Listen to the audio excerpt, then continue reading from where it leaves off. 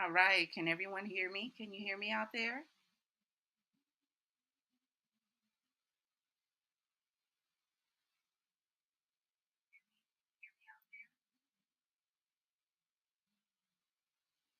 All right. I think we're all set. I think we have sound. So I'm waiting a few seconds for everyone to jump in. When you come in, let me know where you're signing in from. Are you coming from the Facebook group? Are you coming from YouTube? Drop a line in the chat. Tell me your name and where you're coming from. So glad you decided to join us today. We're going to get started in just a second.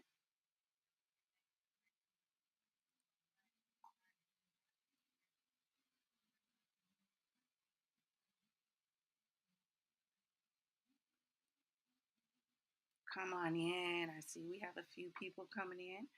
Come on in and say hi.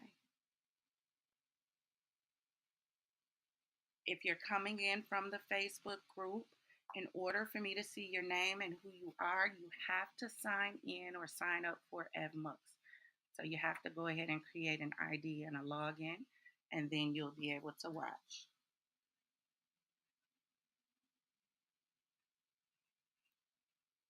Come on in, share the live. Everybody, do me a favor and tap the like button. We're live from the Facebook group. We're also live on YouTube, and we're getting ready to get started. So, everybody, come on in. Hey, tuning in for Florida. I saw Kentucky in the house as well. I hope you guys are excited about this webinar because I definitely am.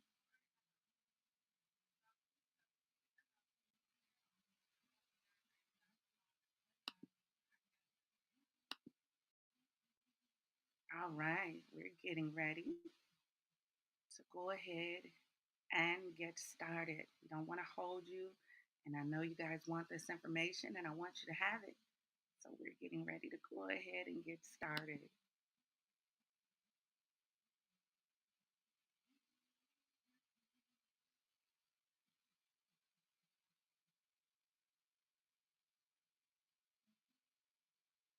So good afternoon and welcome. Come on in, drop in the chat where you're from. And I know you're looking for me. Well, I'm not in your view today. I'm out of sight. I'm in your head just like a lot of that inner turmoil and trauma that you fight on a day-to-day basis, consciously and subconsciously. Just like the confusion and indecisiveness that you fight through at night. But in the midst of that turmoil, today, let me be your voice of reason and your moment of clarity, okay? All right. Welcome to Dreamscape, Unleashing Your Visionary Potential. This captivating webinar invites you to embark on a transformative journey into the depths of your imagination.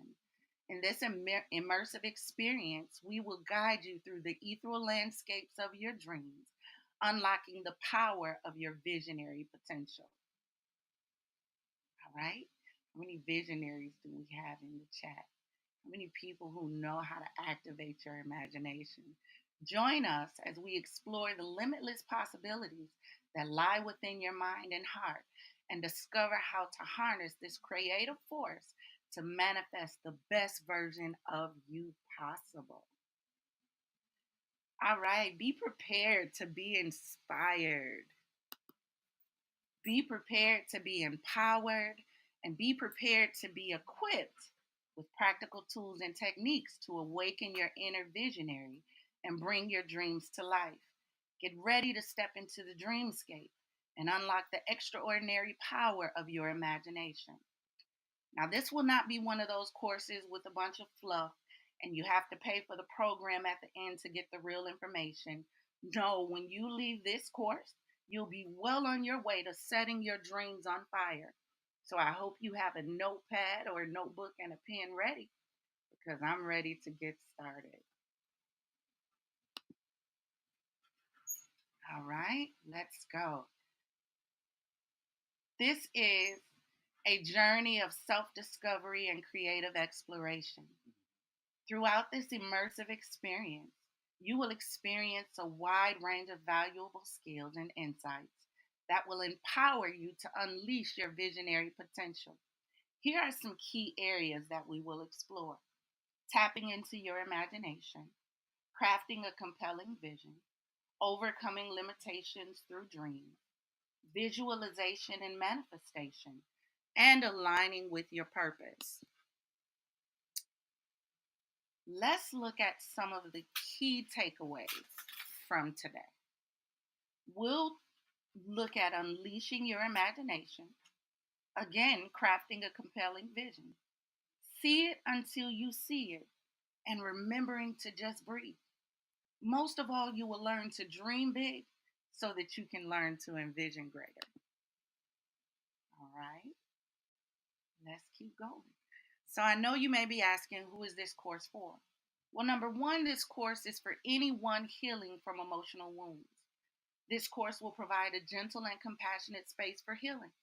It offers tools and techniques to nurture self compassion, release past pain, and create a vision that promotes emotional well being and resilience. Number two, it's for anyone looking to embrace authenticity. This course offers a gentle and empowering approach to explore your true passions, embrace your individuality, and create a vision that celebrates your authentic voice. Number three, it's for those who are looking to rediscover their inner passion. This course provides a gentle and compassionate approach to reignite that creative spark. It encourages you to explore your dreams, reignite your curiosity, and embrace a renewed sense of purpose. Number four, it's for anyone who wants to overcome depression.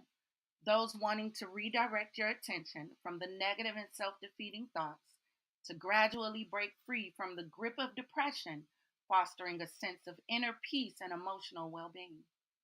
Number five, it's for anyone who is embracing transition, no matter what the transition is. Learn to explore new possibilities, adapt to change, and create a vision that embraces the beauty of your evolving journey through the power of your imagination. Number six, this course is for anyone who wants to embrace self discovery. This course encourages you to explore your true desires, values, and strengths, allowing you to gain clarity and direction in your life. Now, how many of you in the chat today found yourself in one of those points or another? So, all in all, this course is for you. It's for anyone looking to create the life that they want through the power of their imagination. Yeah, I know you thought it was just for kids. No matter where you find yourself in life, the rich or aspiring to be, chasing goals or trying to decide what they are, we can all learn how to dream big and envision greater. So I have a saying. My saying is, if you build people, people build business. That's my motto. If you help people build on the inside, they will build on the outside. You see, people are builders, they're creators, they're innovators. So when individuals find that creative spark that ignites that passion on the inside, they will begin to envision greater. They will begin to believe in greater. And they will chase greater until they attain greater. But it all starts with your imagination. So now let me tell you a little bit about me, your transformative coach for today. I'm a mother, a grandmother, and I have a drive for helping others build on the inside so they can shine everywhere else. I'm a vision coach, and I know you may be asking, what is a vision coach? Well, in order for me to answer that for you, I have to first define what vision is. Vision is the ability to think about or plan the future with imagination and wisdom. So, as a vision coach, I assist individuals with creating a vision for their lives or organizations and taking the wise steps to see it become a reality. So, I help you take your future, pull it into your now, so that you can take the steps to walk into the future that you see. I am also a motivational speaker and a business consultant, and I am the proud owner of Envision Strategic Solutions, a company birthed from the desire to assist individuals and organizations with creating a vision for their lives and organizations and setting goals to see that vision come to life. That's my God given purpose. But you see, a few months ago, I found myself struggling with depression and feeling like I didn't fit in this world. Oh, I went dark. I couldn't eat. I couldn't sleep. I was numb. I didn't feel love. I didn't feel hate, just an overwhelming sense of emptiness. The reason I can come before you today is because I overcame those destructive thoughts and became working to overcome depression through learning to imagine and dream again. And now I want to give those tools to you absolutely free. Now, I won't give you a bunch of statistics about who I've helped and how they were able to grow because honestly, that won't help you. What matters most right now in this moment is how this course is able to assist you, right? So I created this course because I want to see you win. I believe everyone has the power to create the greatest version of themselves possible. And when you win, we all win. But in order to do so, you have to envision yourself as a winner. So now that I've gotten all the preliminaries out the way, I hope you're ready so we can get started. If you're in the chat, whether in YouTube or on Facebook, I need you to drop in that chat in all capitals, I am a winner. Start this thing off right. I am a winner. All right. First thing that we're going to work on is some focused breathing. We spend so much of our time with our minds all over the place that we forget how to pause and be present in the moment. For some reason, or for some people, this is known as mindfulness or just being present. Focused breathing invites you to be present and in the moment. We're so busy with everything going on around us that we never really see the purpose of being present and in the moment. A visionary knows how to focus on the future while remaining present because they understand they don't live in the future. They imagine it and call it to manifest in their present. And in order to see clearly, you have to learn how to slow your breathing, calm your nerves, release tension from your body, therefore relaxing your brain. This is done through focused breathing. So, in this segment, you will learn how to be present in the moment and how to begin to incorporate focused breathing into your daily routine. This routine is going to take us a few minutes. So, if you're ready, let's go ahead and get started. All right? So, now, the first thing I need you to do is identify how you feel at this very moment. Many times we experience our emotions, but we don't understand them because we haven't identified how we are feeling. Once you give it a name, you give it substance. You have to learn to get your thoughts out of the ethereal and into reality so they can be dealt with. So now let's work on our feelings. I need you to select 5 feelings from this list that you are feeling in this very moment. If you don't see how you feel on this list, I need you to select 5 on your own. And once you selected those 5, I need you to choose the most prevalent one. Which one outweighs them all? That's the one I need you to select. All right? If you cannot figure out how you feel in this moment, I need you to pause, close your eyes, and ask yourself, how do we feel? All right? You got to remember, you are your greatest cheerleader, but you can't cheer until you feel motivated to. All right? Do you have those in front of you? Great. This next one is going to be a hard one for a lot of people because in order to answer it, you have to know yourself. So the question is, who are you? Most of the time, when this question is asked, the response will be something like giving their name or I'm a mom, or they'll give their occupation. But who you are is not a question of credential, it is a question of purpose. So the question is, who are you? Not what's your name, not what do you do, but who are you?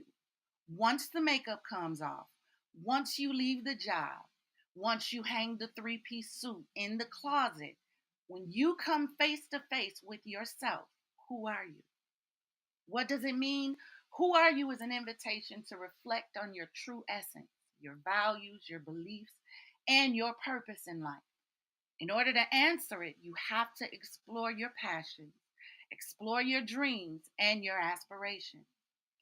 This question encourages introspection and self reflection, allowing the person to contemplate their values, their strengths, their weaknesses, and even their experiences that have shaped them.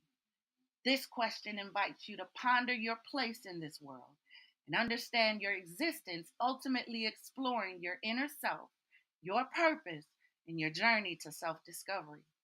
So, in order to change how you feel, you must first identify and understand how you feel and understand what provoked that feeling. So, now let me help you out a little bit. So, I'm going to answer the question for you. So if someone asks me, who am I am a visionary. Unquestionably, unapologetically, and without contestation, I know who I am. I'm a visionary. My purpose is to help others see the vision until they can see the vision. You have to first see it within your mind before you can see it anywhere else. That's my purpose. It's who I am. But I'm also a vision coach and I'm a business consultant. But that's what I do. I am is something much greater.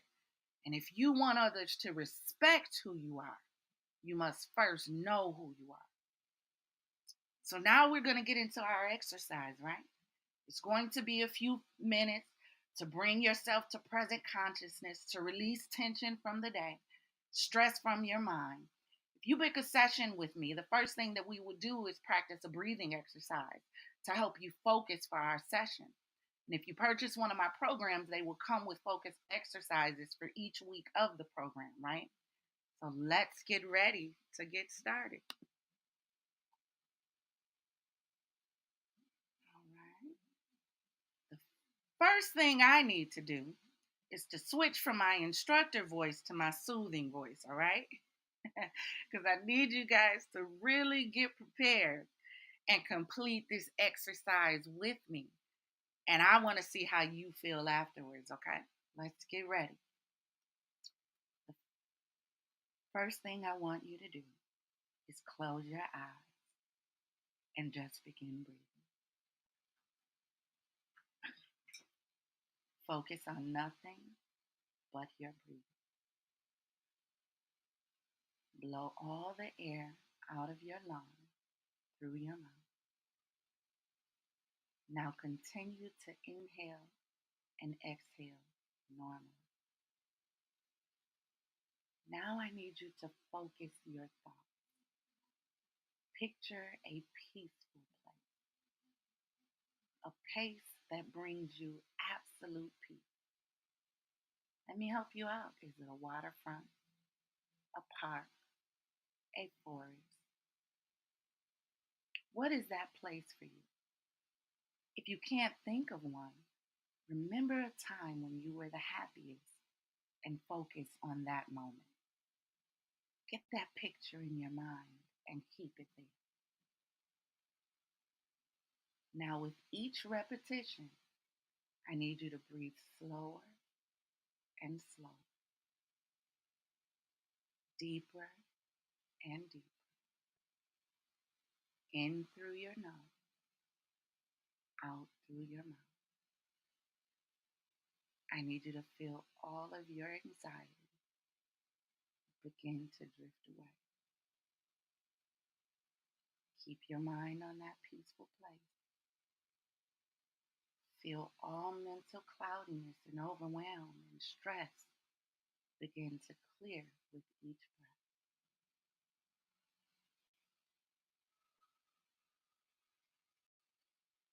Got it? Live in that moment and tell yourself out loud, it's so peaceful. Keep telling yourself how peaceful that place is. Continue to envision it until that picture comes in clearly. Feel yourself present in that moment with each breath.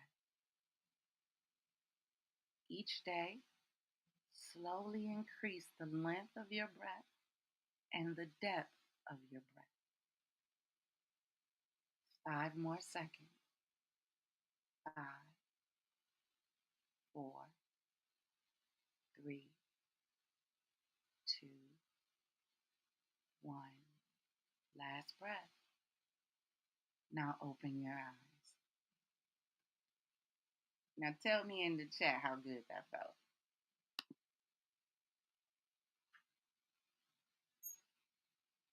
All right. When you practice breathwork techniques, it can support increased energy levels. Additionally, it can facilitate emotional release and promote self awareness and foster a deeper connection with oneself as well as with others. It can also reduce stress and anxiety, promote relaxation, and improve overall mental clarity and focus. One of the primary advantages of breath work is stress reduction.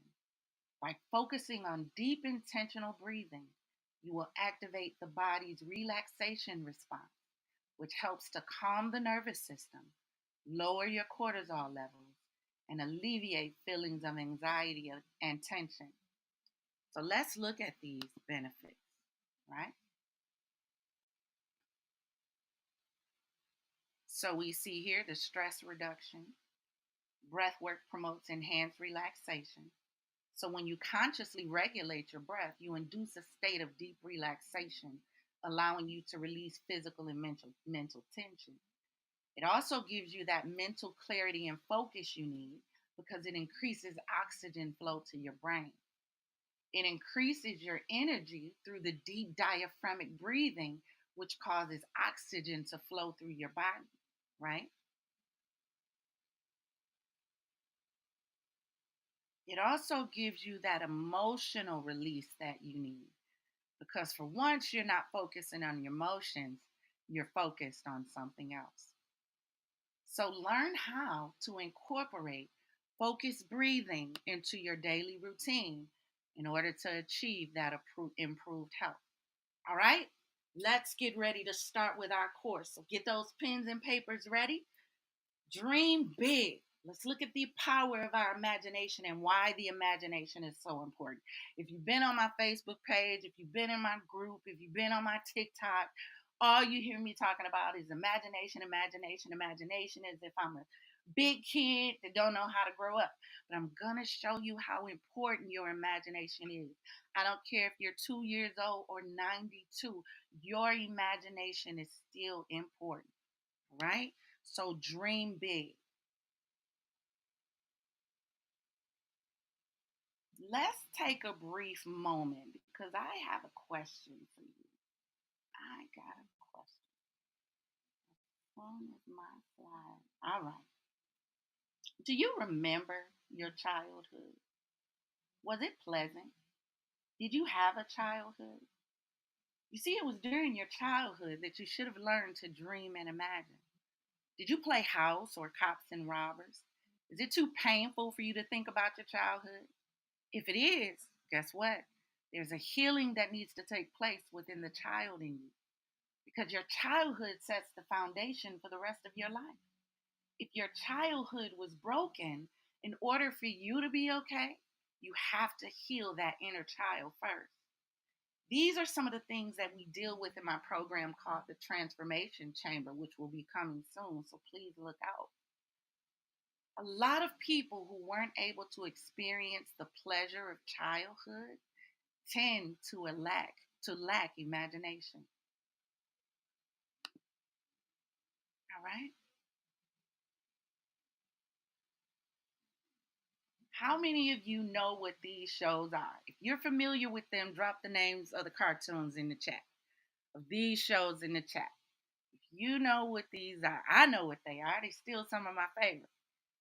On the left, we have Mr. Rogers' Neighborhood and the Land of Make Believe. In the middle, we have the Muppet Babies. And on the right, we have the Magic School Bus.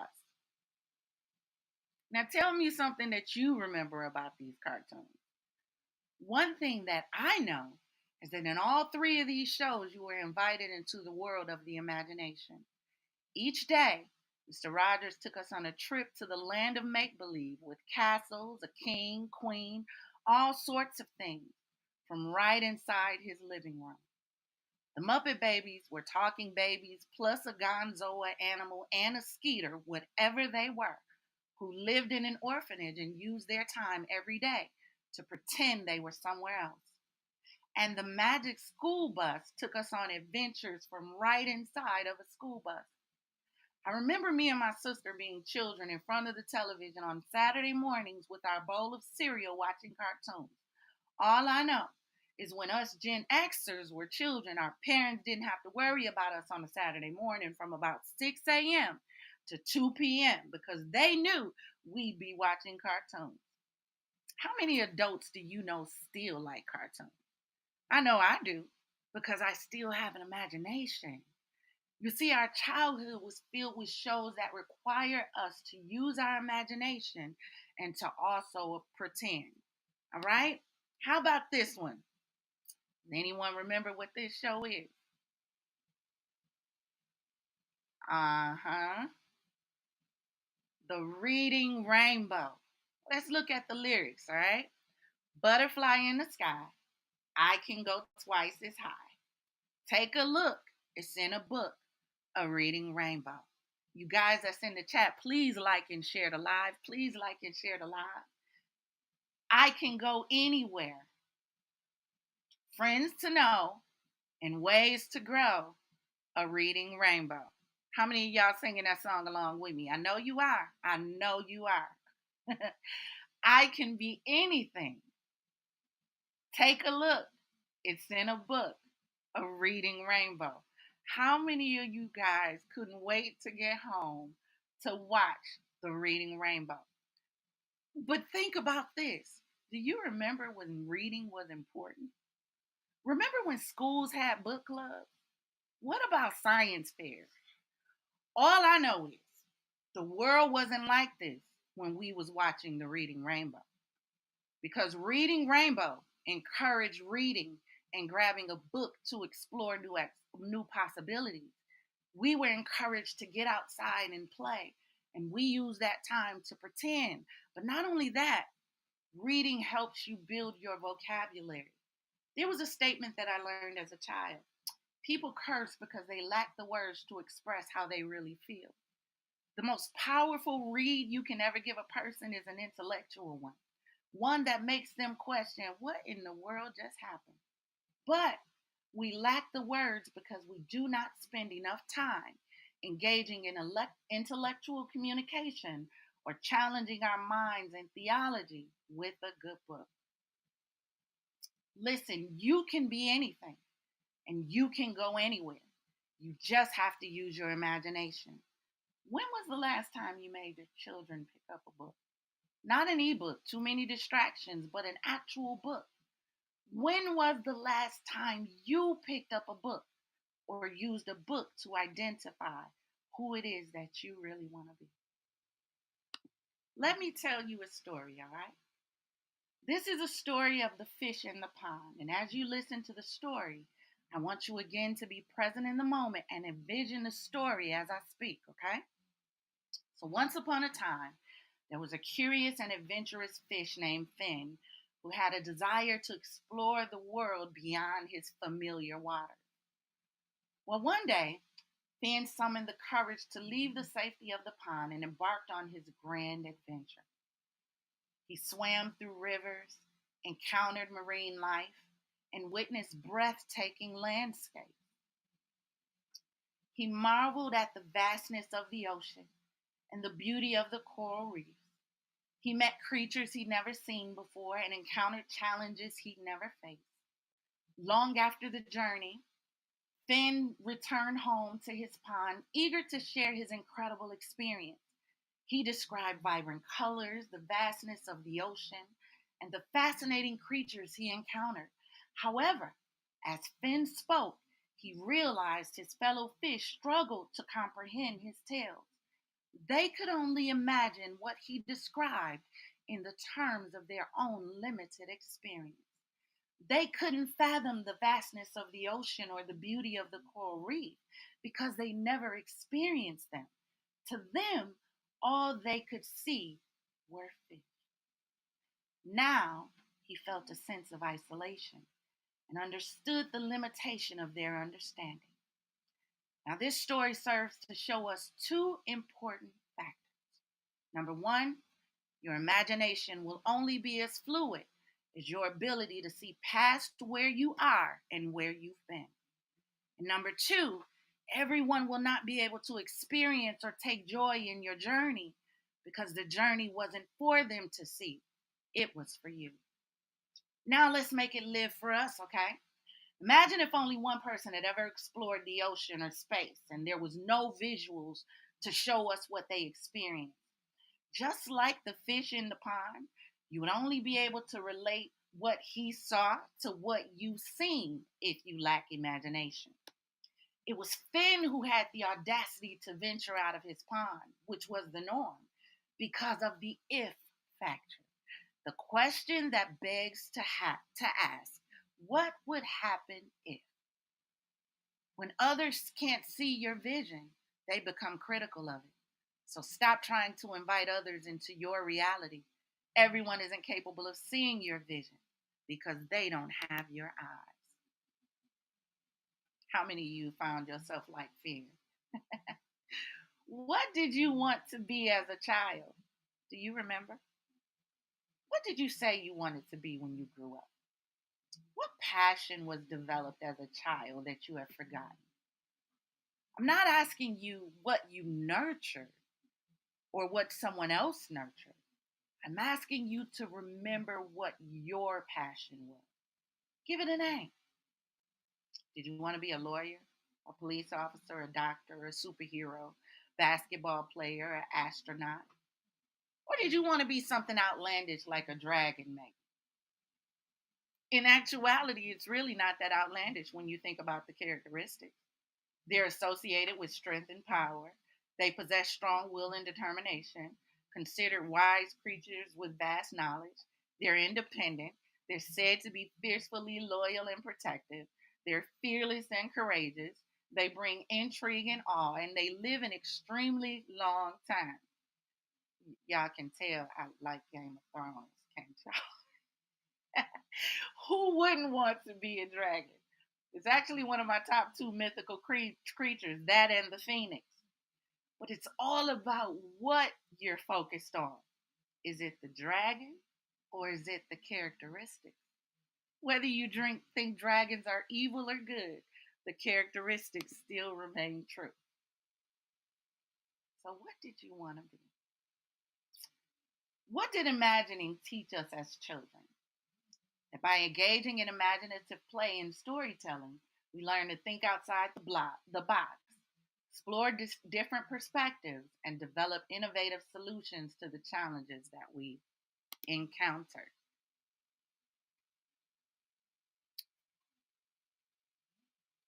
When children use their imagination, they create mental images and scenarios and narratives which enhance their memory, attention span, as well as their cognitive abilities. Now, what was your favorite cartoon and why? I need you to write it down. Do you remember what you watch and why? A lot of times can give you a glimpse into your character. So I'm going to show you mine. This was my absolute favorite cartoon. If anybody know what this is Animaniacs. I know the theme song and everything. It was from the theme song to the cartoon itself. Animaniacs let me know it was okay to be different. It was okay to be quirky. It was okay to be free, and it was okay to have fun. But it also shows the destruction that can happen when you remain caged or locked up and get free without boundaries. Because the Animaniacs ran amok. They really did. But there was no way to watch this cartoon and not feel free and happy unless you didn't have an imagination. All right, so through the imagination, you are able to create the future that you want. Imagine if you didn't have an imagination. Some people never learned how to imagine. They didn't play, they didn't pretend, they didn't fantasize. Some people were forced to grow up at a very young age. So I have any people like that who are in my chat? Some people didn't have a childhood that nurtured creativity or the imagination. So let's look at some characteristics of individuals who lack creativity, okay, or lack imagination. Sometimes there's a lack of creativity. They have difficulty visualizing. They have limited curiosity. There's difficulty in storytelling. They're extreme concrete thinkers, and they're resistant to change. Do you know anybody like that?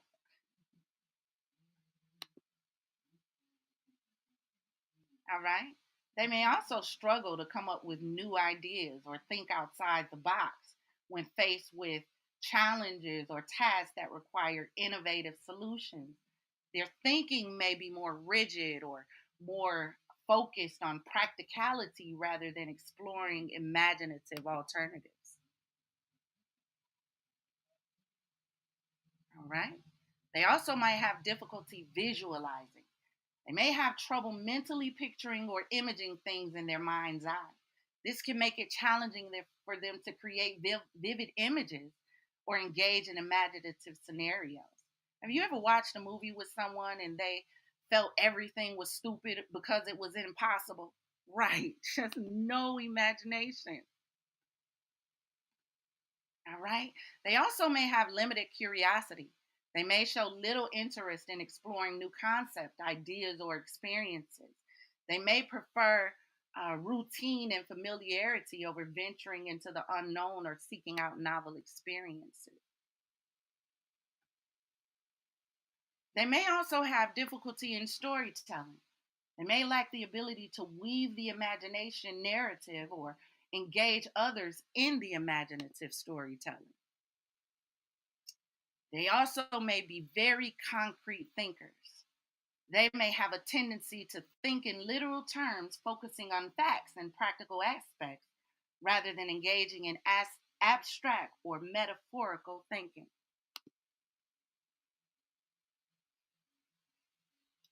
They also may be very resistant to change. They may feel uncomfortable or resistant to change, finding it difficult to adapt to new situations or embrace alternative perspectives. While some individuals may naturally have a less vivid imagination, the capacity for the imagination can be nurtured and developed through various practices and through various experiences. So let's look at some different types of the imagination, right? And then you tell me which stage of the imagination you're in. First, there's the sensory imagination, which refers to the ability to mentally recreate sensory experiences in our minds. It allows us to vividly imagine and experience sensations such as sight and sound and taste and touch and smell, even in the absence of those stimuli, right? So then the next one that we have is the transformative imagination. This involves the ability to envision or bring out a positive change in ourselves and the world around us.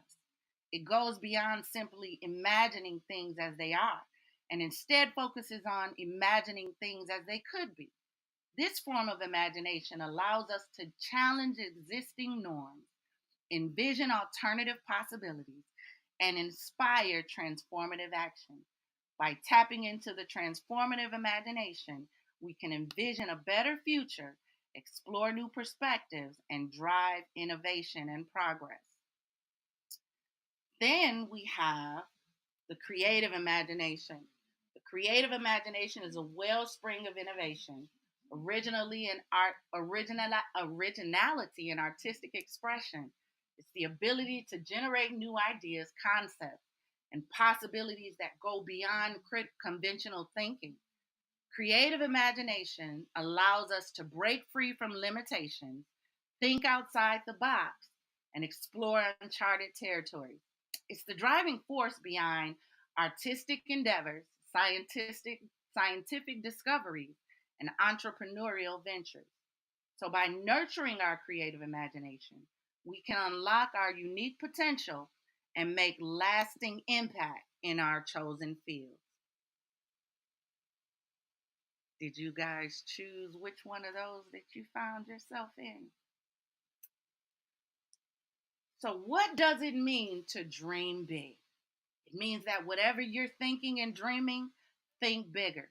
Challenge yourself. If you can accomplish it on your own, it's too small.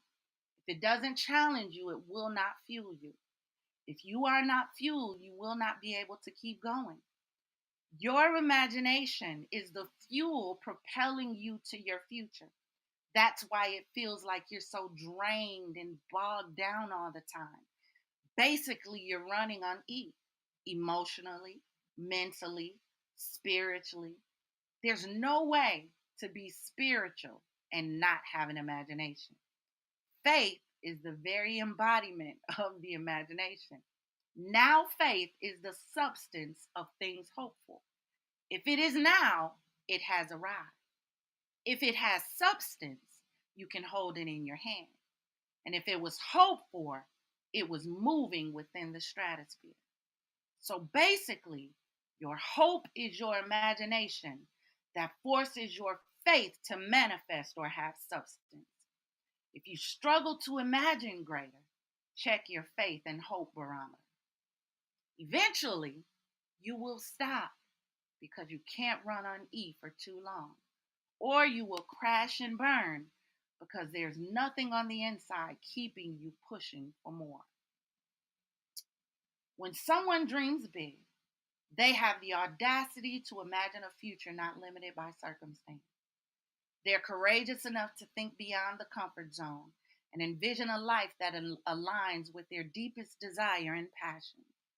And it involves setting goals that may seem daunting or even impossible at first glance, but it's driven by a belief in one's potential and willingness to take risks. How many people do I have in the chat are risk takers? I need you to put in the chat, I am a risk taker. I am a risk taker. All right. It also involves setting goals.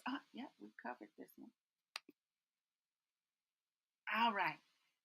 Dreaming big is about embracing the limitless possibilities that exist within each individual and having the courage to pursue a life that is extraordinary, fulfilling, and true to one's authentic self.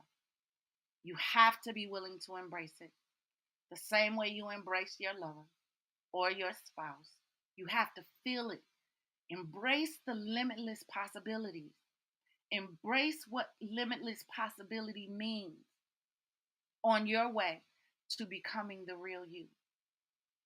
So real that you can almost touch it. All right? The second thing that we need to learn how to do is master our mind. There's an old saying that we used to say that it's mind over matter.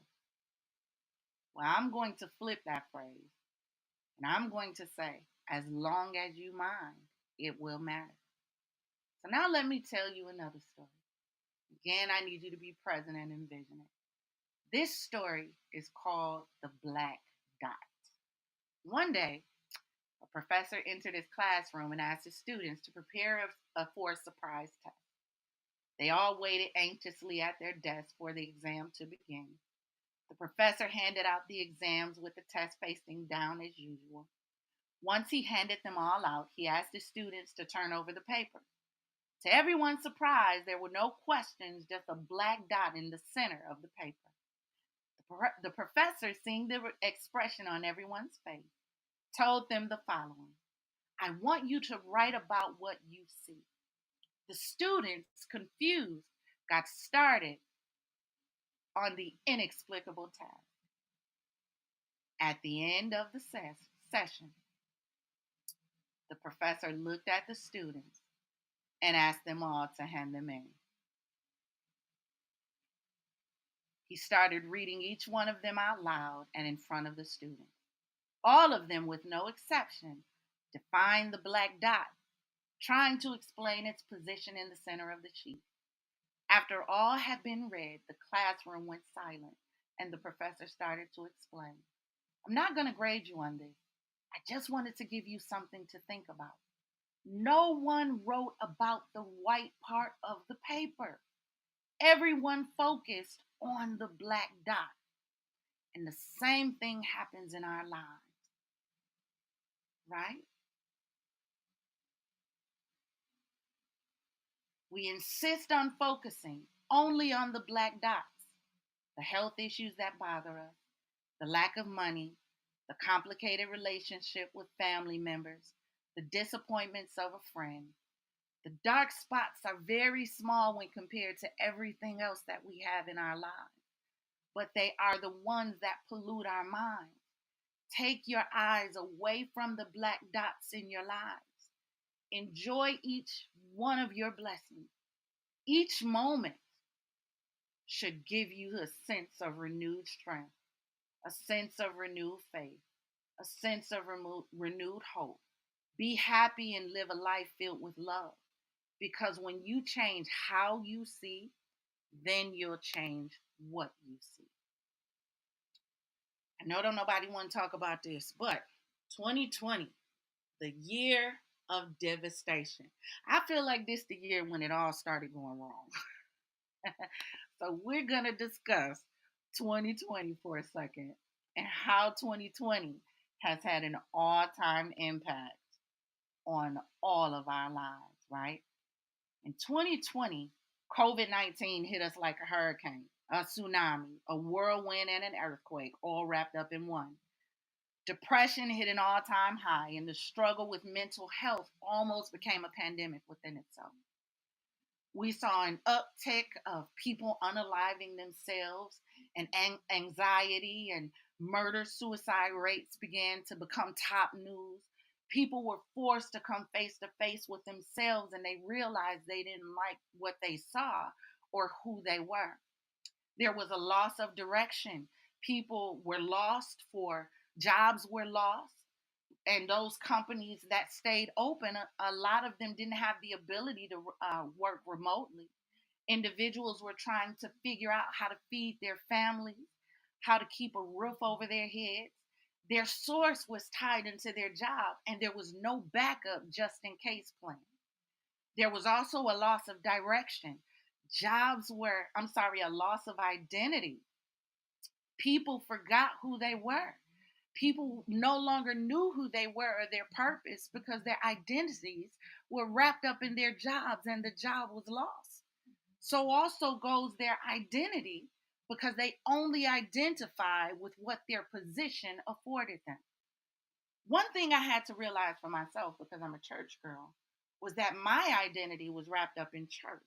So I was thriving in church, but when I got home, I felt like I was wandering around in a black hole with no way to get out. What I realized was I associated who I was with what I was doing. I didn't have an identity outside of what I was doing. So I was in an identity crisis. But then we had people who had no coping skills.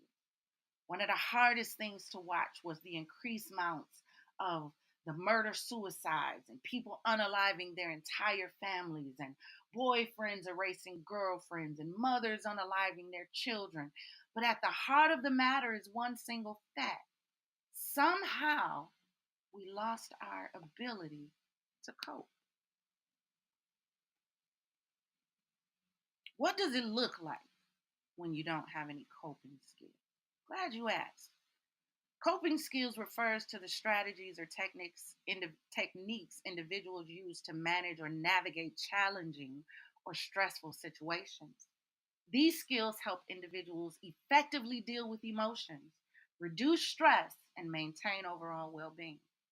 So let's look at some characteristics. Okay?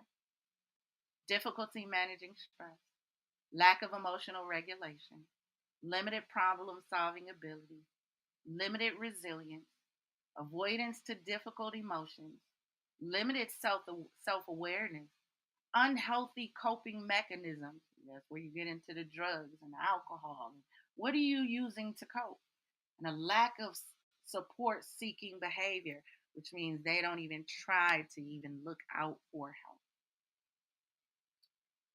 There's heightened anxiety, poor impulse control, limited adaptability, negative self talk, social withdrawal, physical symptoms of stress. There's also escapist behavior. Now, escapist behavior is different from being imaginative or a visionary. With escapist behavior, you tend to have the desire to escape from reality or avoid facing difficult or unpleasant aspects of life.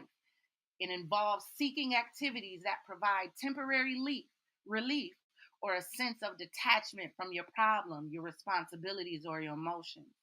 Where an escapist wants to escape from reality, a visionary wants to create their reality, right? So now there was this movie that came out. It was one of my favorites. This movie was called The Bird Box. So now we're going to talk about what some people are finding themselves currently stuck in, which is called the Bird Box Syndrome. The Bird Box was a movie that aired on Netflix in 2018, and I was so fascinated by this movie. But I was more fascinated by what you didn't see. So let's take a look at this movie for a second, and then we'll see how it all fits together, right? So what happened during the Bird Box? All right, all of a sudden, this invisible force showed up, caused mass amounts of people to commit or unalive themselves. People began running and screaming. Somehow they figured out what was going on had to do with their vision. If you see it, it will affect you. People began trying to figure out, how can I survive if I can't see? Did anybody else see this movie? Let's look at some observations from the movie. One of the observations is that I noticed that no one unalived them. They were hurting themselves.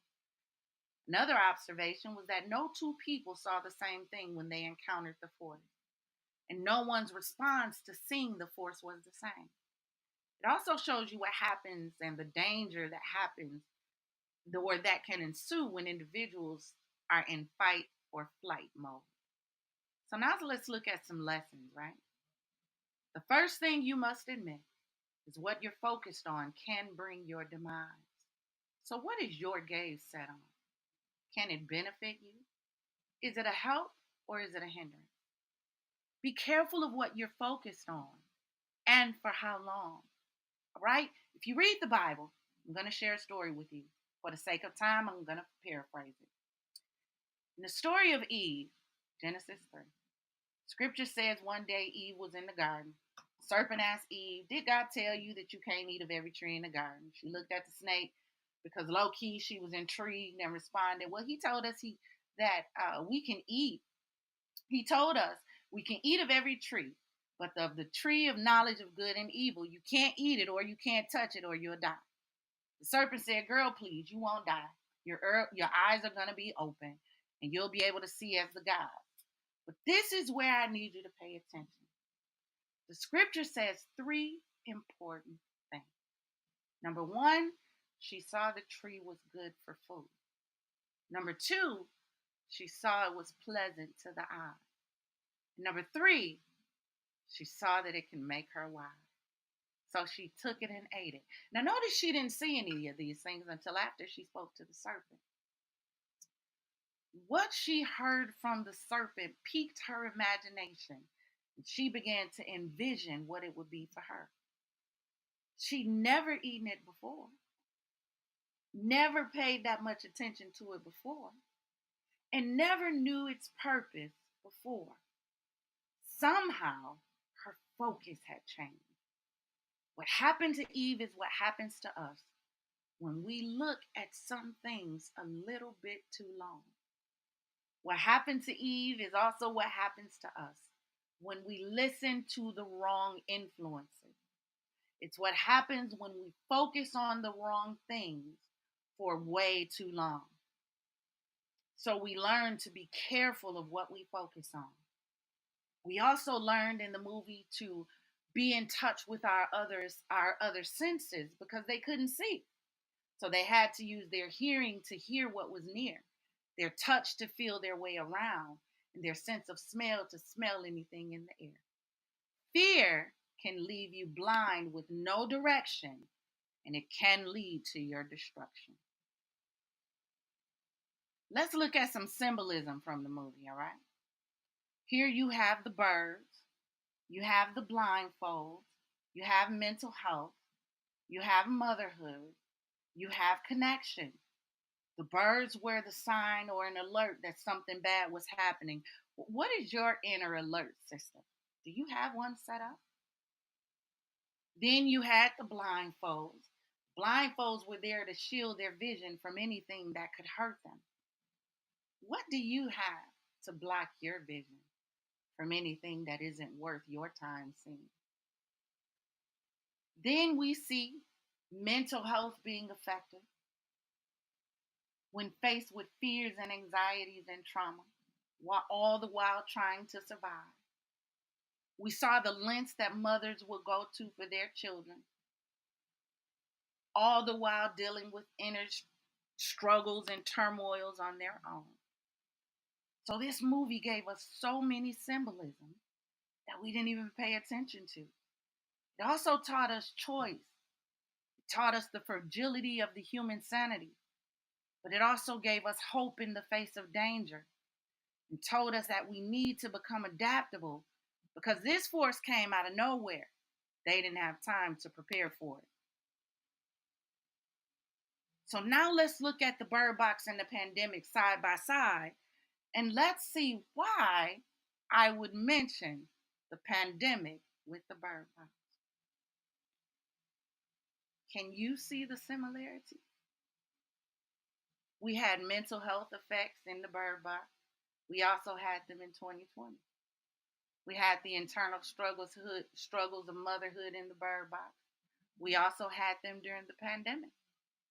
We saw what happens when there was no coping skills in the bird box. We also saw them in the pandemic. This movie was released in 2018. And in 2020, we were besieged by the pandemic. Do you see how they can parallel?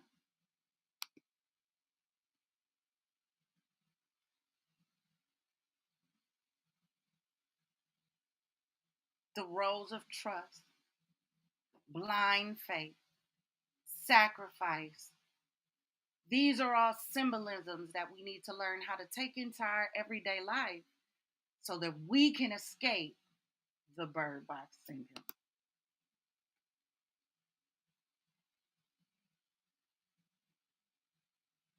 All right. My slide's going a little bit slow here, y'all. It's all right. So the mind is a funny thing. Your mind doesn't want to be controlled.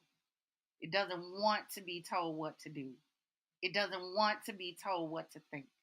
It wants to dictate your feelings. It wants to control your actions. If you don't change the narrative, your mind will create one.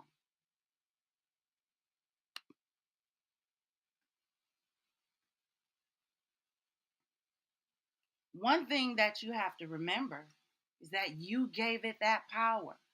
For years, you have allowed your mind to run amok with destructive thoughts and self defeatist thoughts and the destruction of relationships, etc. You've been the sidekick in your own mind, in your own body. You've been playing Robin the Batman, and it's your Batcave. You've been playing Pinky to the brain, and now it's time for you to take your mind back. This is what I need you to tell yourself. You have to let your mind know that it belongs to you and not to it. You have to reassure your mind, I am in control. I used to have two pit bulls, and I used to love watching Caesar Milan. And one of the things he used to always say is that you have to let them know that you are the alpha. When dogs get aggressive, it's because they feel like they must protect you, right? So your mind is a retainer. It is going to retain control based on past experiences. In the absence of direction, your mind will create its own narrative.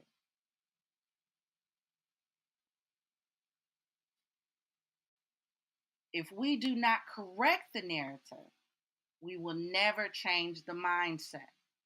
A lot of times we lose when those thoughts hit us, you aren't even pondering on them. It's because your mind has created a narrative for you because you didn't tell it what the narrative was. If we do not correct the narrative, we will never change the mindset. If you tell yourself you are worthless, your life will manifest it and you will walk in the aura of that thought. But if you begin to change the narrative and tell yourself differently, your mind will have to come under alignment because it will recognize that you are in control. Someone put in the chat, I'm in control. If we do not envision and create our future, our mind will create one for us. Go ahead and put in that chat, I am in control. Focused thinking. Focused thinking simply involves giving your mind thoughts to focus on and not just letting it fly. The mind is like a car. If you don't hold on to the wheel, although it will continue to move, it will move all over the place and potentially cause an accident. But if you hold on to the wheel, it will take you wherever it is that you need to go. Right? So now that we've identified the problem lies within our thinking, we've identified how you can be stuck in the bird box syndrome. We've identified and established that these are things that are hindrances to our imagination. Let's look at how we can change how we think so that we can change what we think about. First thing is give each thought its moment. Write that down. Remember it. Give each thought its moment. Many times we fail to give our thoughts the attention they deserve when they deserve it. So our thoughts compile into each other and cause emotional overload. We never identify what we are feeling, and more importantly, we never identify why. So, what are the steps? Number one, identify the thought. What are you thinking right now? After you identify the thought, identify why you are having this thought at this very moment. Is this a residual thought or is this a present thought? Then I need you to identify how that thought makes you feel. Is anger attached to the thought? Sadness? Anxiety? Does this thought make you feel safe or threatened? What do you want the result from this thought to be? The other thing you need to think about is this thought based on fact or a narrative based on the facts? Gotta give each thought its very own moment to be understood and to be felt. Focused thinking is about entrusting your mind with a purposeful mission where it becomes engaged as a diligent worker, diligently exploring ideas, analyzing possibilities, and constructing intricate mental landscapes. Did you know the brain uses about 20% of the body's energy while only accounting for 2% of its weight? It has one of the largest impacts. Now let's look at what happens to the mind when you are stressed. Okay? During stress, the mind becomes preoccupied with worry, rumination, and hypervigilance. Constant drain on mental resources. repetitive and intrusive thoughts making focus challenging, and an inability to make decisions you are confident in. Does that sound like anyone on my line right now? If it does, just put yes. Rumination is the repetitive thinking or dwelling on negative feelings and distress and their causes and consequences. Does that sound like anyone in chat today? Do you have anything on your mind right now that you need to let go of? Your mind is also more prone to experience intense emotions such as anger, frustration, anxiety, and sadness when it's stressed. It experiences reduced working memory, making it difficult to organize thoughts, remember details, and stay focused on tasks. Physical manifestations like sickness and muscle tension and headaches and fatigue and sleep disturbances, those are also attributes of stress on the mind. Now, what I need you to do is I need you to identify what are your goals. Because in order for us to have focused thoughts, you have to first give your mind something to focus on. So here's a list of goals. The only way to combat idle destructive thoughts is to set uh, intense goals that your mind can focus on. So out of this list, I need you to select 3 goals. If you don't see your goals here, I need you to select 3 goals for yourself. Write them down. And I need you to be honest. Now, let me pause for a second. This is not about what someone else wants you to be. This is not about what someone else thinks you should be.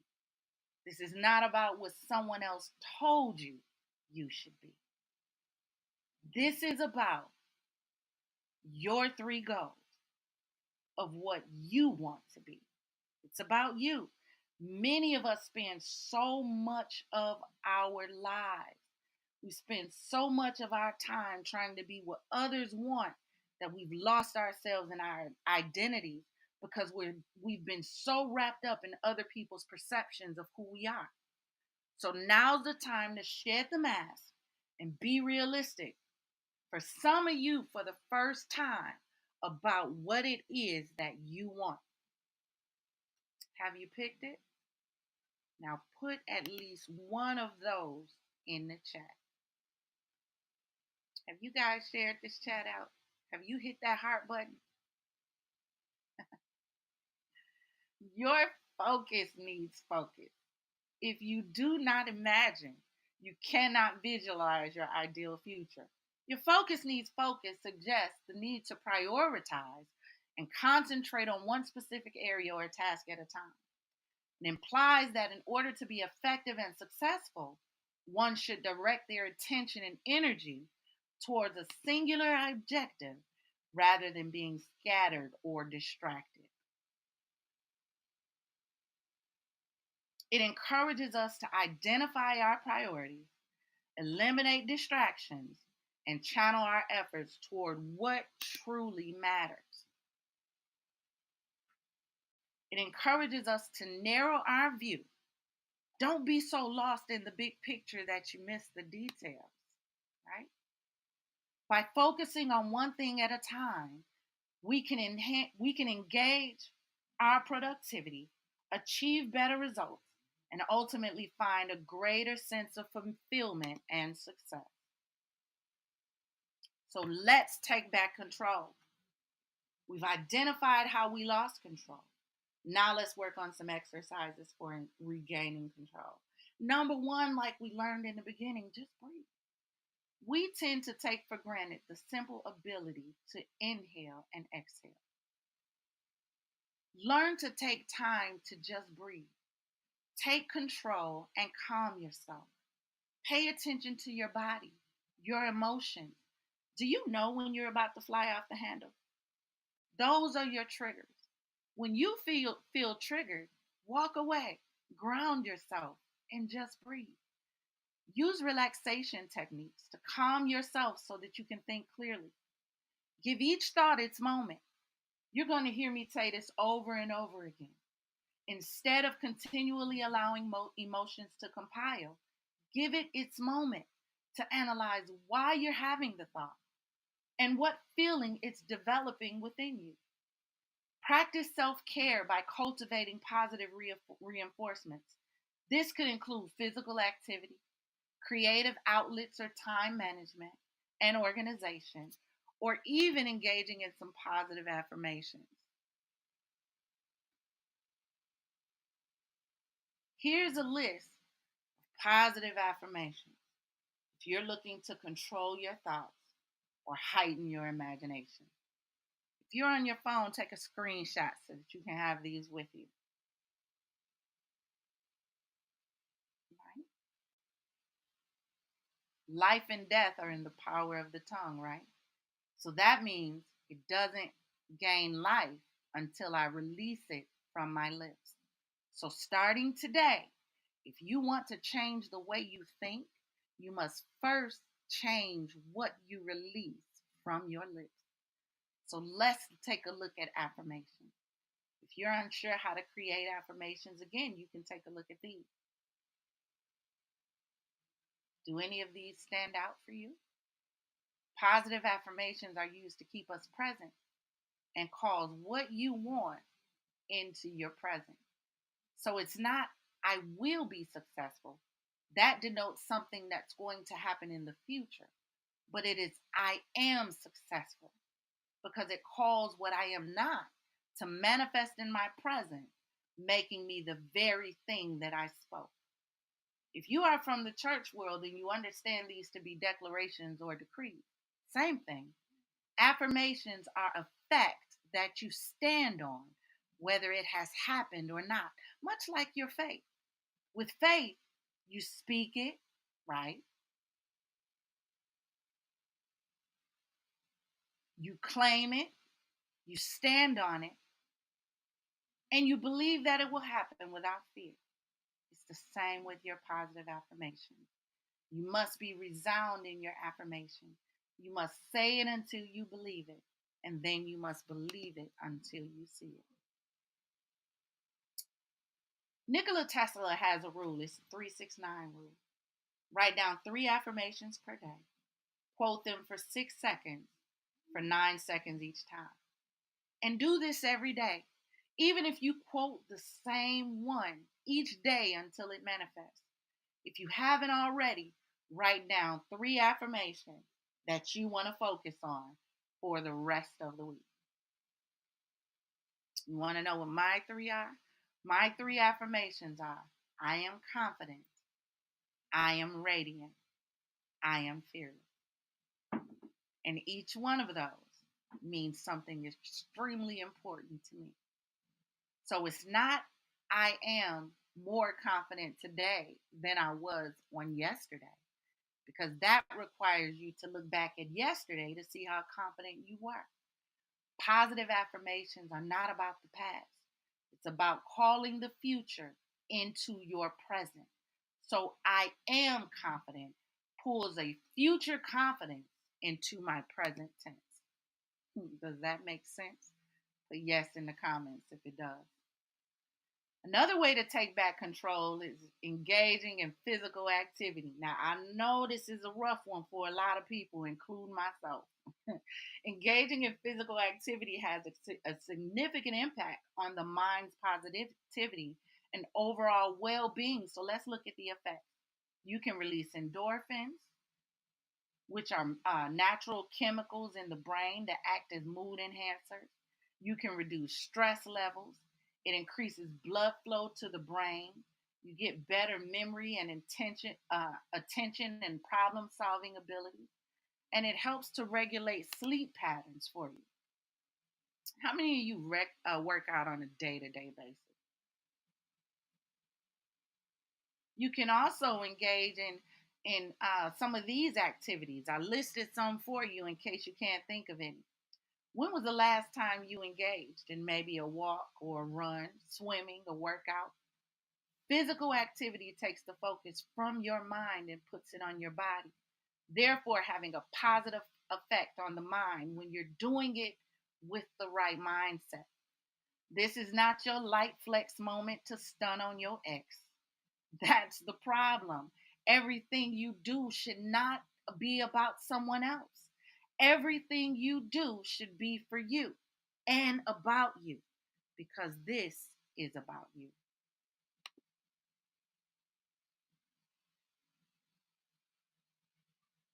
Also, seek support and remove negative support. No one was meant to be on an island alone, whether we like it or not. We need interaction to survive. But what types of interactions do you have? The system you have set up around you, is it a positive support? Is it even a support at all? Is your support system telling you any of the following? You are stronger than you realize. You have overcome tough times before. You will overcome this. Take things one step at a time. Small victories and progress are worth celebrating. Does your support system talk to you like this? Because if they don't, I'm afraid maybe your support system falls in this category. Let's look at the negative support system. Your support system should be encouraging you to reach higher heights and do better. Your support system will not stand by and watch you self destruct. You remember the old saying, friends don't let friends drive drunk? Remember that saying? Friends also don't sit idly by and watch you do anything detrimental to your health. They help you see through where you are and they don't condemn you for it. So, how is your support system? Do they tell you things like you're just being dramatic, snap out of it? You're always so negative. Can you just think positive? Just think happy thoughts. Everything will be okay. You're just seeking attention. Nobody wants to hear about your problems. Does that sound like your support system? If it does, I encourage you to change your support. Now let's look at one that can be difficult for a lot of us: time management and organization. Time management brings structure and routine, accomplishment and motivation, focus and distraction management, self care prioritization, accountability and progress tracking, organization and clarity. It also brings flexibility and self compassion. Reflect on and determine what your current challenges and goals. Prioritize your challenges. What's most important? Set an order of priority. Focus on what's needed now. Set goals based on your needs, immediate goals, short term and long term goals. And then give yourself deadlines. Because if you don't have a deadline, how are you going to measure it?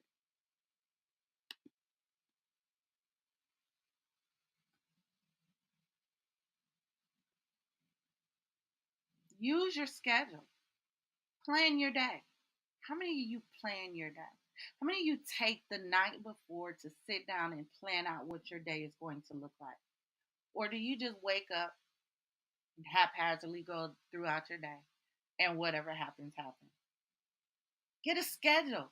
Plan your day from the time you get up to the time you lay it down. Give each thing its moment. Remember, that is our phrase. Give it its moment. Give each thing its moment on the schedule. Schedule time for self care. Schedule time for self care. Until it becomes second nature, you're going to have to plan for it. Whether it's reading or meditating, maybe take a hot bath. Do you like writing? Why don't you sit down and write something? Take the time to breathe or take the time to exercise. And then you need to track your progress. Did you stay on your schedule? Then grade yourself. It'll let you know how good you're doing. If you need an example of how to structure your day, take a snapshot of this and use it to plan out yours. When you plan to fail, when you fail to plan, you plan to fail.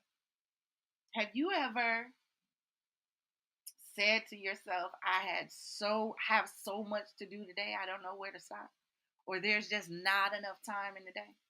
If you have, that means you need to start managing and organizing your time. Everything you need to handle within your day needs protected time where you are focusing on nothing but that item. Did you take a screenshot?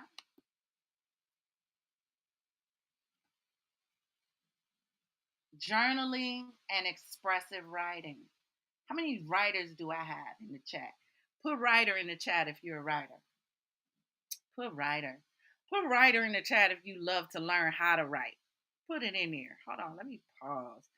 I see 102 comments. I'm in here.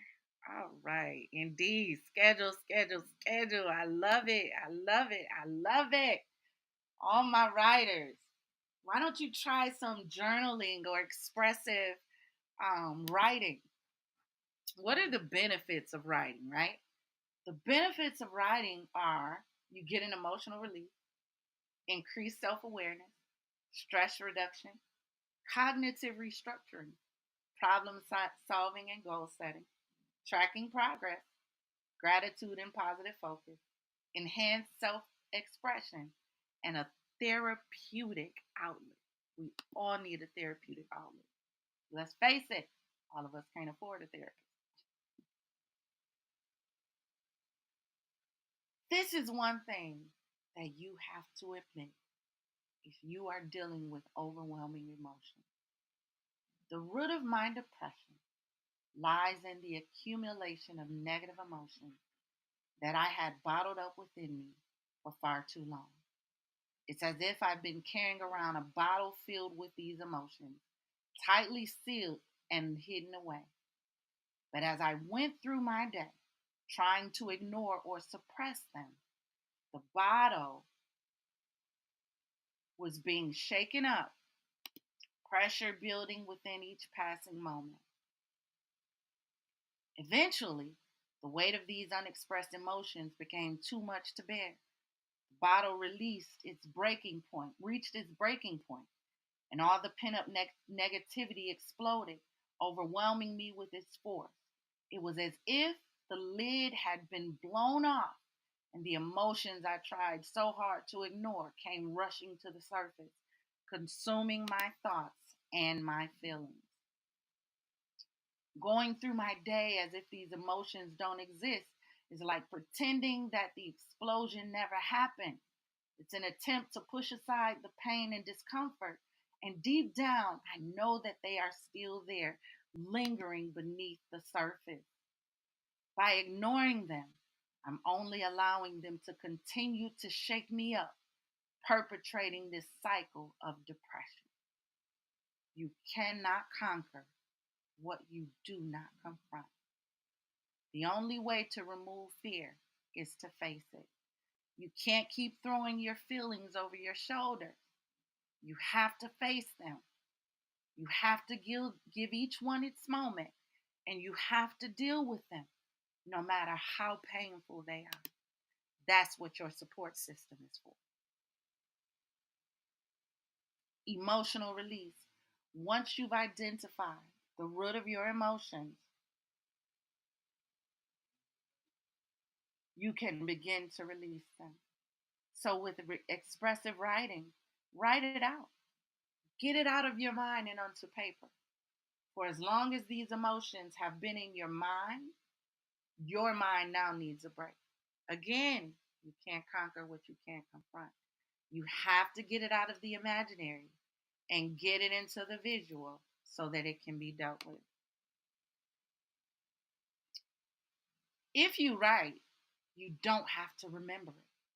With writing, I force my body to choose another outlet to deal with my emotions. Your mind doesn't have to create a narrative about your feelings. When you put it on paper, they are concrete.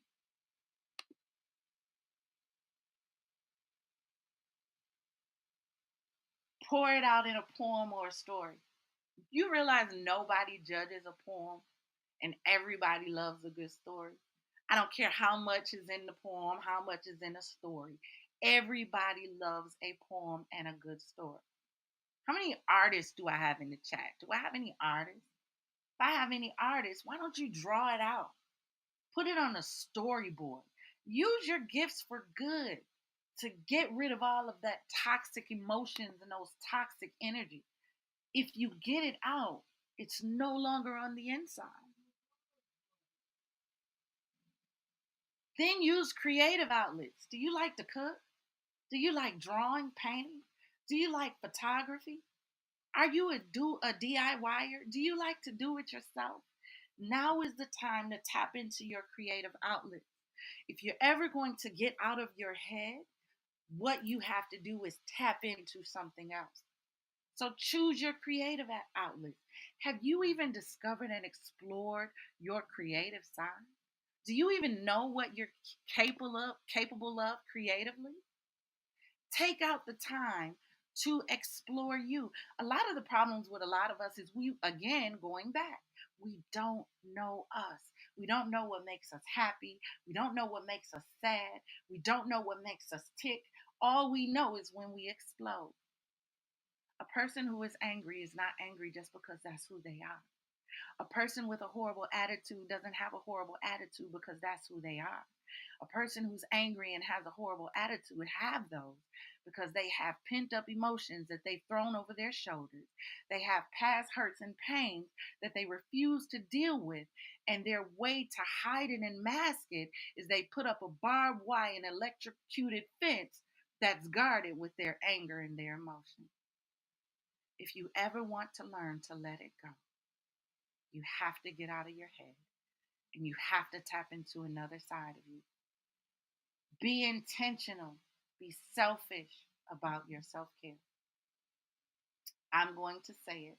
This journey is about you and nobody else. I don't care if you're married, a mother, a grandmother. Your self care is about you. When it comes to your mental health and sanity, you have to be intentionally selfish. Someone put that for me in the chat. Intentionally selfish. This is about you. I know we were taught all of our life, don't be selfish. Give, give, give, give, give. Well, hell, some of us done gave so much, we don't have anything else to pour out.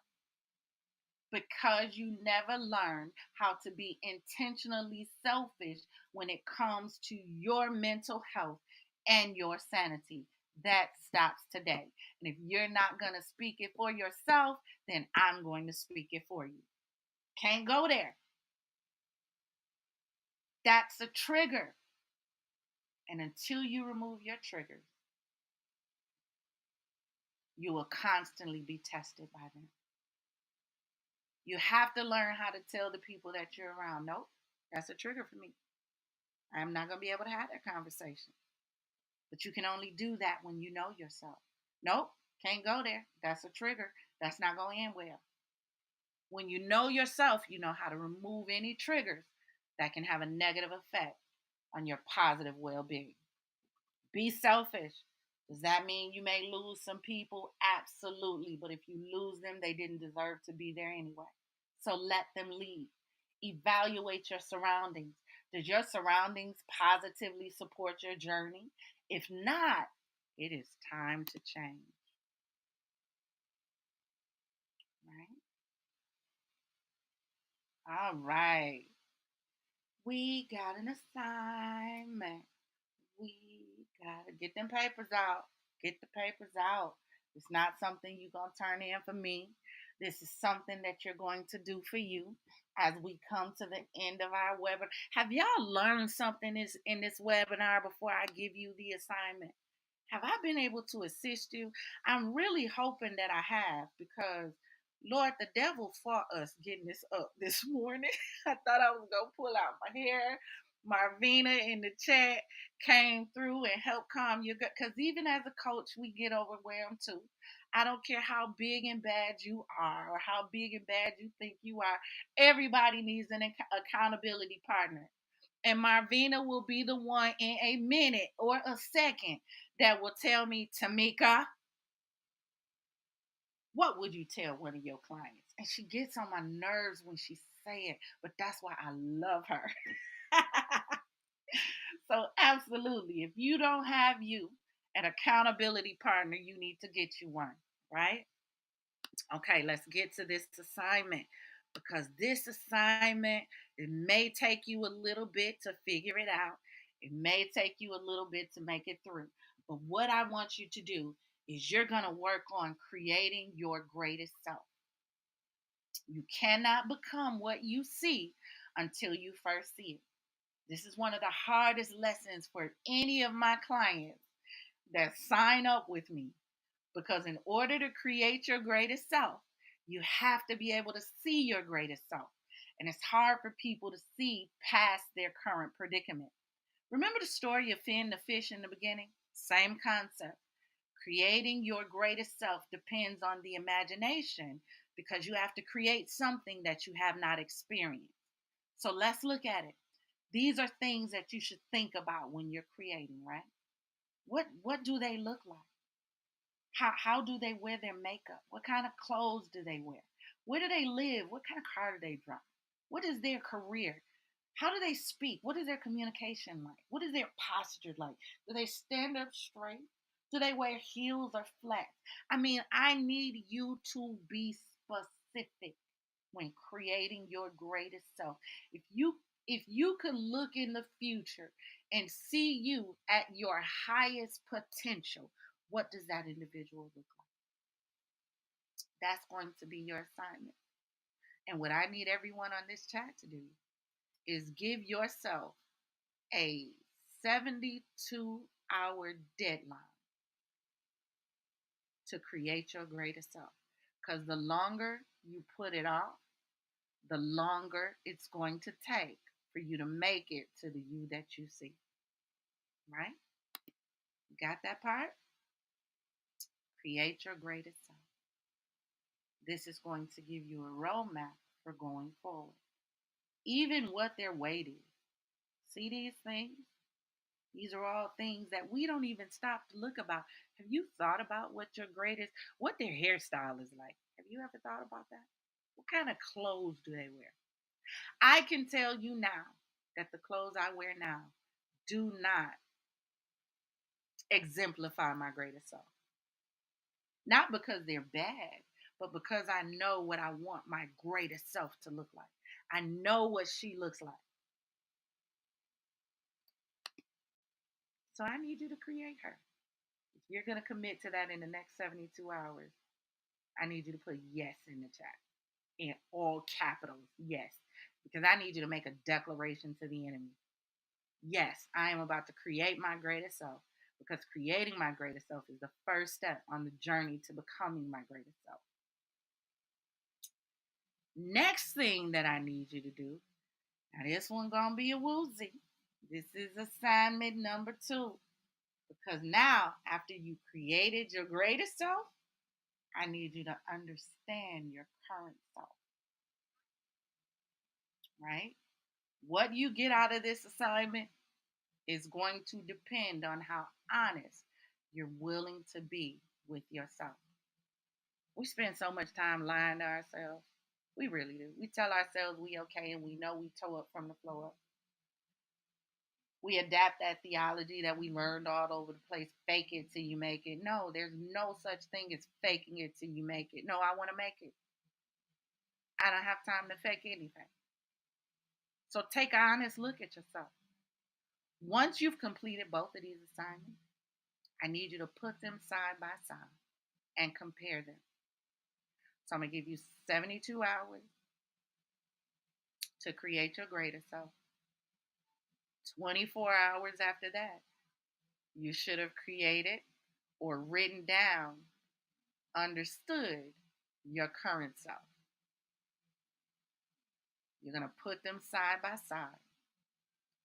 And then whatever does not match what you want to be, guess what? You have the power to change it. It's crazy. It was that simple, right? Write down everything. Write down your characteristics. Write down what makes you tick, what makes you happy, what makes you angry. Write down what your love language is. Do you even know what that is?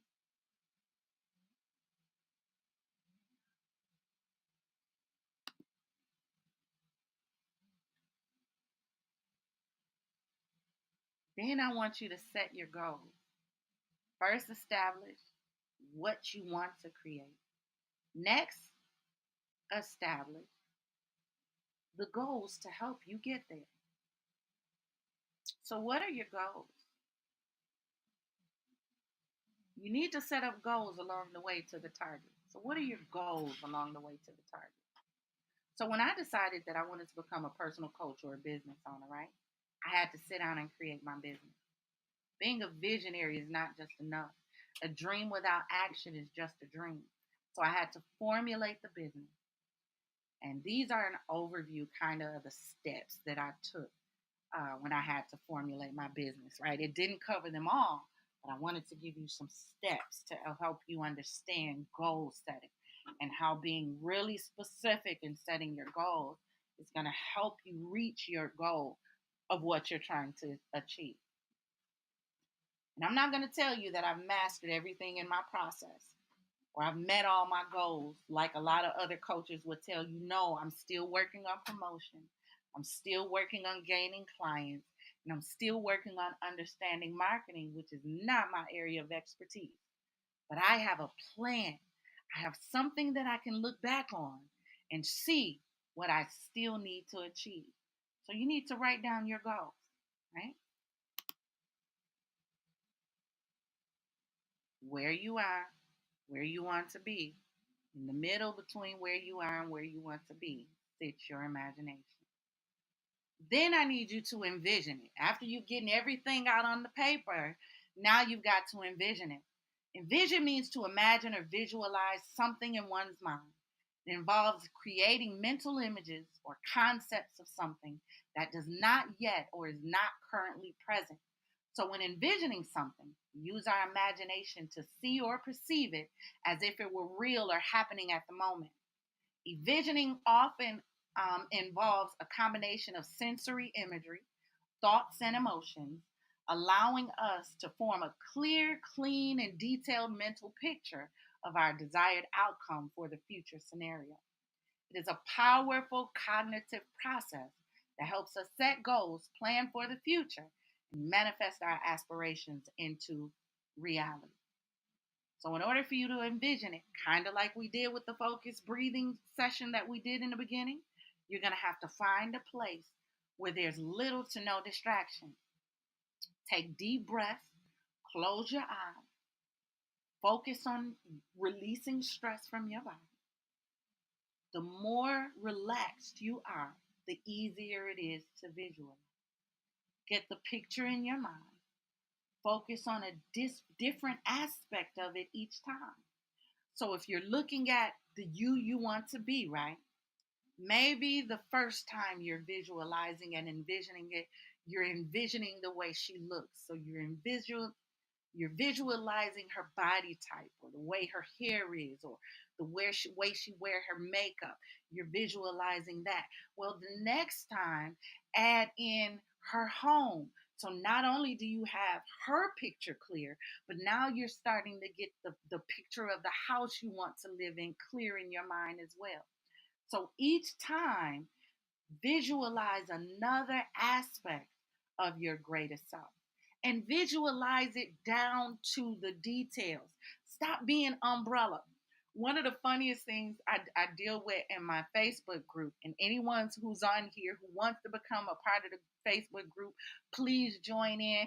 These are basically almost free coaching sessions, y'all. In these sessions, there's posts, there's pictures, there's stuff that you can respond to. So jump on in if you can. But one of the funniest things is I always ask the question in the group, what are you grateful for? And I'm grateful for God. I'm grateful for life. I'm grateful for health.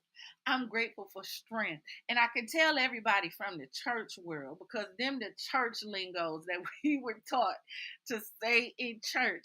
But what we have to do when we are envisioning is we have to get down to the detail. So a lot of them can tell you under them posts, I went up under their comments and said, be more specific. What about life is it that you enjoy? Narrow it down to something you can hone in on so that you can consistently recreate that moment of joy in every other aspect of your life. Do you see how that works now? When you make it specific and pinpoint the reasoning, then you can adapt it to everything else. So get that picture in your mind. Focus on that aspect. Practice strengthening your visual skills every day until the picture comes in clearly and is no longer cloudy. Got it?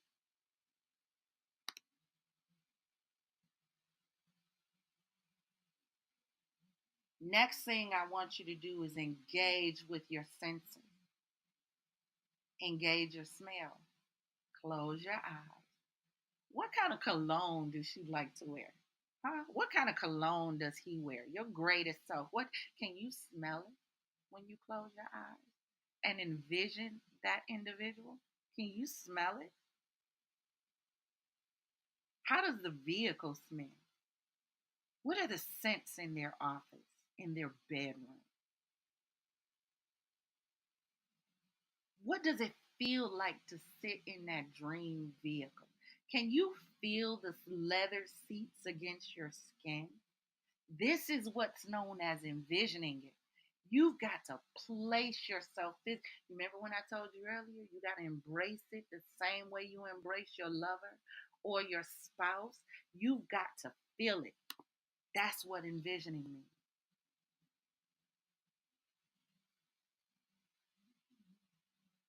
Use guided imagery. Maybe you are struggling with strengthening that image on your own. You can use guided imagery. On my YouTube channel, if you scroll through my videos, I have story times to help you rest. I'm really into helping people come to like a current balance and rest and finding peace. So you'll see ASMR videos with sounds. You'll also have on there some positive affirmation videos. They're all to help you sleep. They're all to help you close your eyes and drift into another place with the assistance of someone else. So if you're not at a place yet where you can do it on your own, use some guided imagery. Maybe use a book. Even if not my YouTube channel, there's so many YouTube channels out there that are absolutely amazing that can help you with some guided imagery. Explore different scenes. That means take your character to someplace new. Take your character to the beach. Take your character to Paris. Take your character to the moon if you want to. Take them to the bottom of the ocean. Envision it. Who is your greatest self? Broaden that imagination. And then feed your imagination. Visionaries are seers, they are creators. They are like fearless explorers of the mind, fearlessly venturing into uncharted territories of possibility and potential. With their visionary goggles on, they see a world through a prism of creativity, constantly seeking out new colors and patterns and shapes. They possess a magical blend of curiosity, intuition, and audacity. They are the dream weavers, conjuring up visions that dance with brilliance and sparkle with innovation. Their minds are like fireworks bursting with ideas that ignite the imagination of those around them. What set visionaries apart is their ability to paint their vision onto the canvases of reality. They possess the ability to imagine and conceive innovative ideas, possibilities, or future scenarios that go beyond the current reality. Visionaries have a unique capacity to see beyond the present circumstances and envision a different, often better future. They possess a forward thinking mindset and are driven by a deep sense of purpose and passion. Visionaries are known for their ability to think creatively, challenge the status quo, and inspire others with their ideas. They have a clear and compelling vision of what they want to achieve or create, and they actively work towards bringing that vision to life. Visionaries often possess a strong sense of intuition and are able to anticipate trends, identify opportunities, and navigate through uncertainty. Visionaries are the maestros of inspiration, conducting symphonies of change and progress. They have power to rally others to around their vision, igniting a fire within their hearts and minds. What sets a visionary apart is their ability to communicate their vision effectively and inspire others to join them in their pursuit. They have the power to rally people around them to a shared purpose and motivate them to work toward a common goal.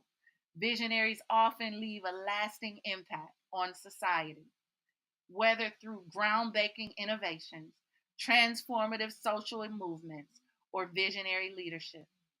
It is important to note that being a visionary is not limited to specific field or professions. Visionaries can be found in various domains, including business, science, arts, social activism, the church, and much, much more. They are driven by their imagination, passion, and a deep desire to make a positive difference in the world. If you are a visionary, you have the ability to imagine and articulate a compelling vision of a future different from your present reality. You inspire others, challenge the status quo, and work toward bringing their vision to fruition. Right? If you feed it, it will grow. Whatever you feed the most will reign the most. Show me an available move. This is a faith walk. Seek God and ask Him to unlock your hidden potential and give to you the clarity to know which direction you should take.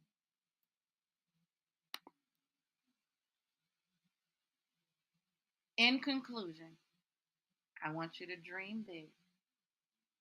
I want you to master your mind. And I want you to envision great. Right?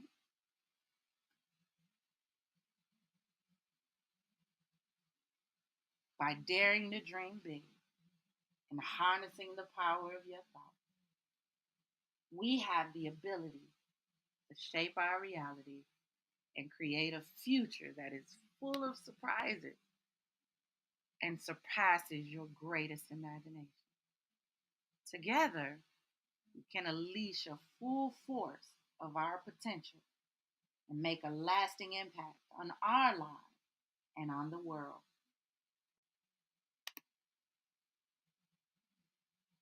One last thing that I want to live with you is remember who you are.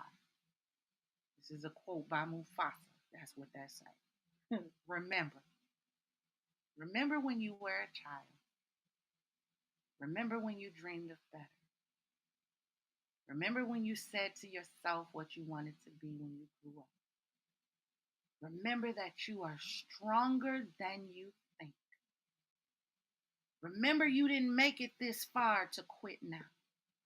There is purpose on the inside of you, and you will find your greatest purpose in the area of your greatest pain.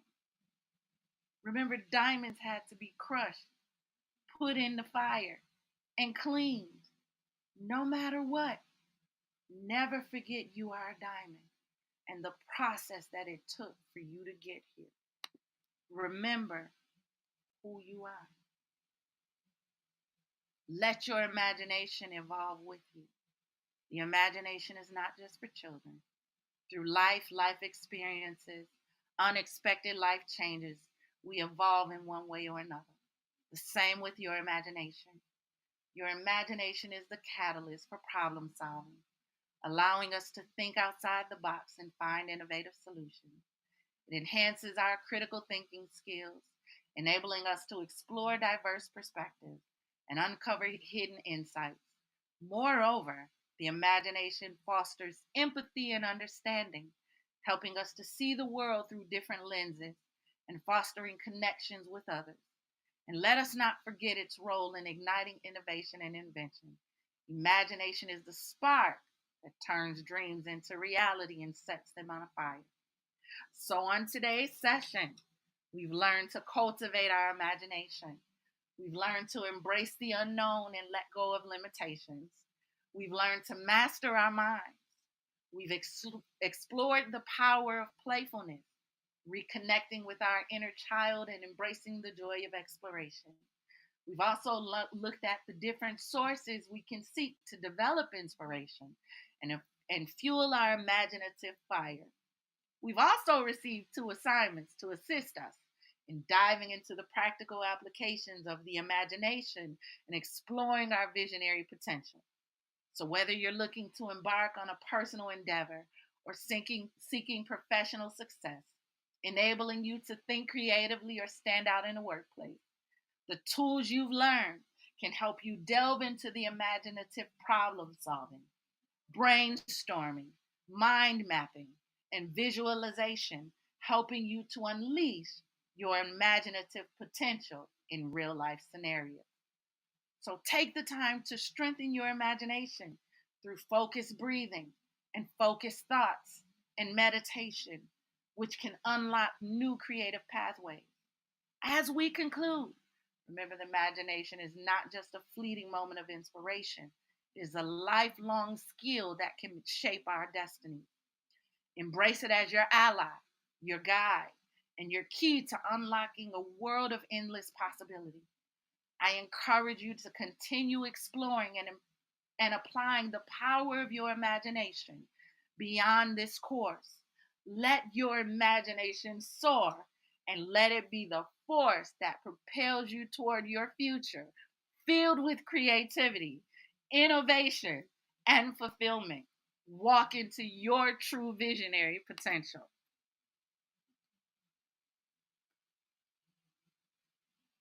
And lastly, stay in touch. If you want to connect with me, or if you want to get any of my products that will be coming out soon, take a screenshot of this page, join me on the Facebook page. You can reach me at my website, which is envisiongreater.com. You can email me at info@envisiongreater.com. I also have a Journey Rain page on Podia, which also has with Podia, which also has my products listed there. So looking forward for you guys joining me in the Dreamscape. Special thanks for tuning in. All of my products, I need you guys to write down this code because when I release the products, this is going to be your code that everyone that got this code from this webinar will be able to receive 50% off all of the products when they drop and when they are released for a limited time. If you guys learned something today, please drop in the chat and say yes.